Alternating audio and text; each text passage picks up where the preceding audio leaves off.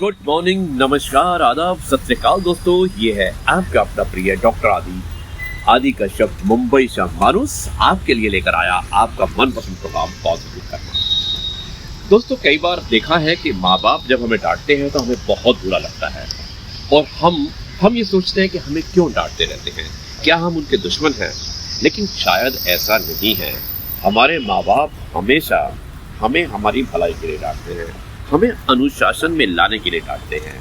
आज की कहानी इसी पर आधारित है, माँ बाप की डांट। Episode number 1928। आपका अपना प्रिय डॉक्टर आदि का शब्द मुंबई से मानुस।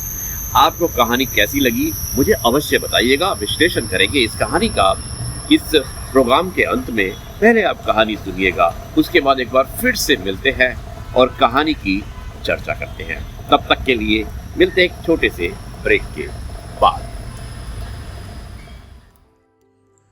एपिसोड नंबर 1928, शीर्षक माता पिता की डांट। दोस्तों, एक कहानी एक छोटे से कस्बे की है। वहां एक लड़का था जिसका नाम था आरव। होशियार, सपनों से भरा, लेकिन उसके मन में एक शिकायत हमेशा रहती कि उसके माता पिता उसको डांटते रहते हैं। उसे लगता कि वो बिना वजह टोकते हैं, छोटी छोटी बातों पर सख्ती करते हैं और उसकी आजादी छीन लेते हैं। हर बार जब पिताजी पढ़ाई के लिए डांटते या मां समय पर घर लौटने के लिए रोकती तो आरव के दिल में गुस्सा और नाराजगी भर जाती। वक्त बीतता गया। आरव पढ़ाई में अच्छा था, पर दोस्तों के साथ मौज मस्ती, बाहर घूमना और कभी कभी लापरवाही, ये सब उसकी आदतों का हिस्सा बन चुके थे। मां बाप मानते थे कि उसे अनुशासन की जरूरत है, वरना जीवन की बड़ी चुनौतियों में वो टूट सकता है। लेकिन आरव को तब ये समझ में नहीं आता था। एक दिन कस्बे में एक प्रसिद्ध मूर्तिकार आया।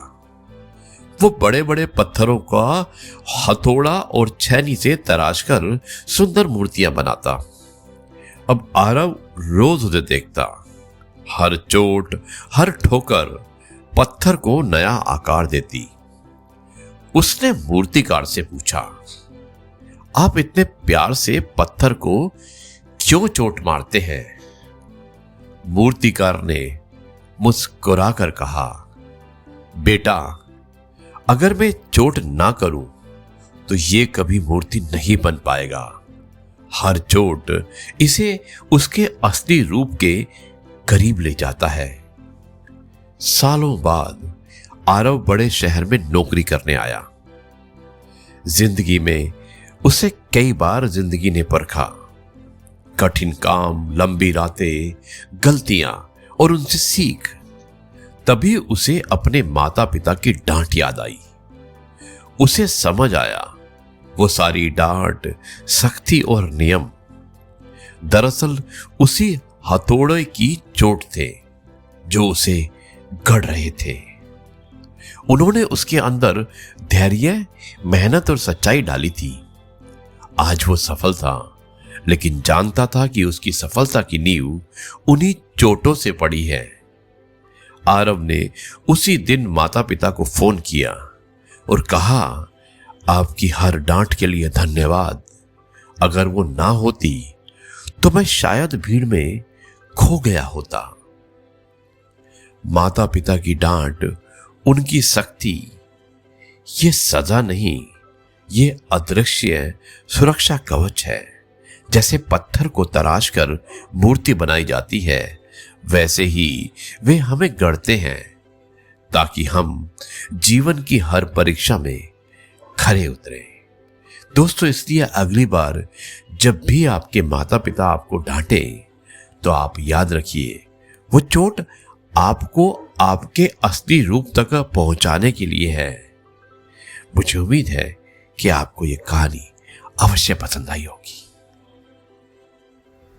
तो जी हाँ दोस्तों, देखा आपने, इस कहानी में सुना भी होगा कि किस तरह से आरव के माता पिता जब आरव को डांटते हैं तो उसे बहुत बुरा लगता है, लेकिन वो उस समय समझ नहीं पाता।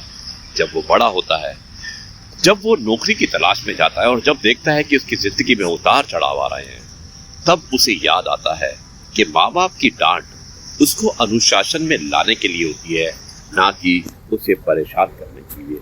जिस तरह की एक मूर्तिकार एक पत्थर को जब चोट करता है तो उसके बाद एक बहुत अच्छी मूर्ति बनकर आती है, उसी तरह हमारे माता पिता अगर हमें डांटते हैं तो वो हमें अनुशासन में लाने के लिए करते हैं, ना कि वो हमें दुख में पहुंचाने के लिए। इसलिए दोस्तों याद रखिएगा, माँ बाप की डांट कभी भी आपको नुकसान पहुंचाने के लिए नहीं होती है, हमेशा आपकी भलाई के लिए होती है। इसलिए उनकी डांट को पॉजिटिव लीजिएगा और जिंदगी में तरक्की कीजिएगा। अब मैं इस कार्यक्रम को यहीं पर समाप्त करता हूँ। कल आपसे एक बार फिर से मुलाकात करूंगा कुछ नई बातों के साथ। तब तक के लिए आपसे कहता हूँ जय गुरु जी, शुक्राना गुरु जी।